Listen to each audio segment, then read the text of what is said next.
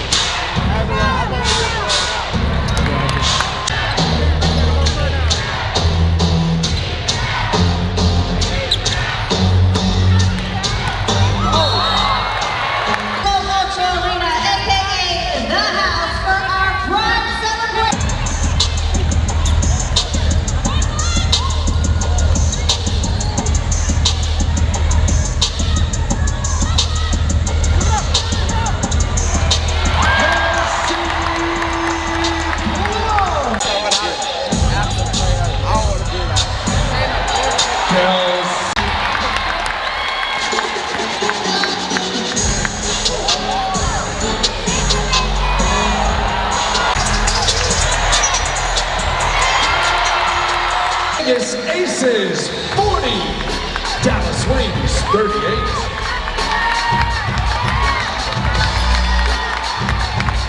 Make your plans to be back here. Ugly first half, man. Coach was not happy with our defense, and pretty much we weren't either. It wasn't a lot of intensity out there. They was kind of letting the Dallas Wings get a lot of easy shots.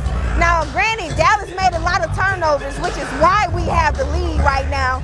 But yeah, we gotta play some D, man. We ain't gonna, if we can't outscore everybody. We gotta get some stops. So that was points of emphasis in the huddle with Coach.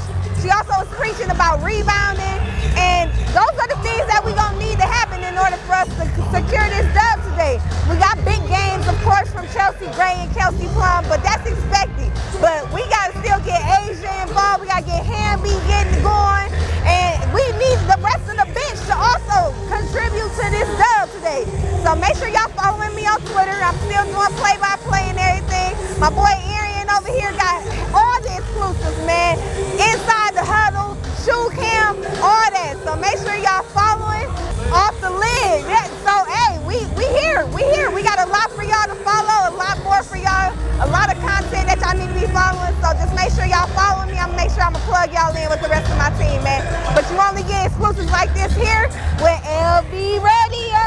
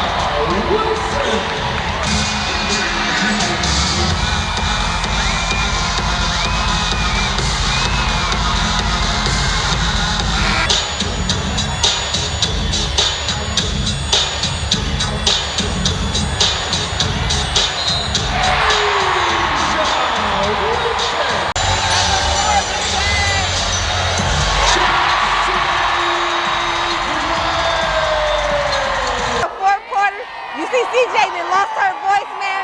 The house has been screaming. They needed everybody's energy today just for this win. The game's not over yet, but I'm pretty sure we got it in the bag. Seconds left in the game, yo. Anything can happen. Anything can happen. Man, like, hey, y'all, it still ain't even over yet. Alicia Gray, she ain't got no quit in her, man. That's why she an Olympian. That's why she an Olympian, yo. We got this dub, man. Huge win for the team, man. It took everybody's effort today. They really locked in on D. They really started rebounding down the stretch. And that's all we needed in order to win. And that's why we got the dub, man. Let's get out of here. Kelsey Plum, 32, man. It ain't her career high, but yeah, y'all know she get buckets all day. Yeah, I mean, she's faster than I ever was. But similar competitiveness, similar feistiness, you know, similar drive. But she's quicker than I probably ever was. But yeah, there's some similarities. Her attacking nature, I was always, you know, in attack mode. And she's really, what she's added to her game even more so though, is just her ability to pass and her willingness to pass, which, like I said, makes her really difficult to guard, because when she gets downhill, you know, she's a handful. You gotta bring somebody to her, but then she's finding people. So you bring two, and she's finding people. I thought we had a lot of open looks tonight we just missed. It was about the third game in a row where I don't think we've shot it very well. But they know they're gonna let the next one fly. So hopefully we got a week here for almost before the next game. So hopefully we can get some legs back underneath us, get some people healthy, and regroup a little bit before we go on the road. Yeah, I thought our activity was on the defensive end. Actually, that probably was the single factor that was able to help us win the game, was turn them over, because we certainly did not box out. We didn't do it on that end. But here, we also played great defense after we gave up the offensive rebound. We also played still tough defense, and then oftentimes gave them another offensive rebound and played again good defense. So, you know, I tell them all the time, it's like you're playing 22 seconds of great defense and then just hand over your paycheck. Like, you have to finish out the defensive possession with the board. Our job is not finished until we secure the ball. It will continue to be a focus for us. We know we're small, we know we're scramblers, we scramble a lot, but we have to be scrappers and have a nose for the ball. It's not necessarily about being bigger. It's a mindset. Rebounding is a mindset. It's a point of intentionality. You have to be intentional and purposeful when you're on the defensive end and know that your job is not done until we secure the ball. So they're going to hear me like a broken record, but luckily we got our hands on enough balls. We mixed it up, stirred it up, kept them off balance enough to turn them over and get out and go the other direction. Over the 9 radio, just to piggyback off what Terrell said about you missing some key players. I know you weren't expecting to miss Asia half the game, which is, you know, in contention with Defensive Player of the Year.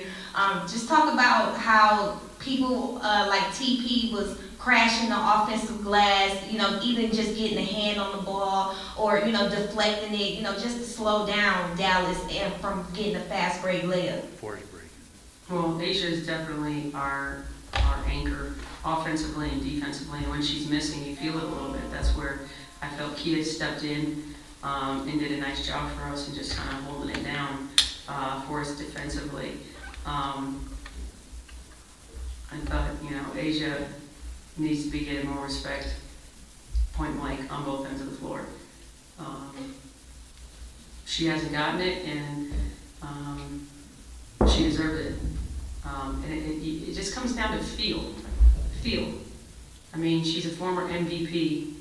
I don't like how the game was officiated. It's 2 games in a row, if you couldn't tell. Yeah, our defense kept us in it. We were missing shots, especially in the first half, that we normally make, and that kept us in it. It kept us, you know, with the lead. We would get 3 stops in a row and then miss them. We would miss, but we just stayed the course because our defense is our backbone. But heck of a job with Dearica Hamby starting out. on Dearica. She had a tough task.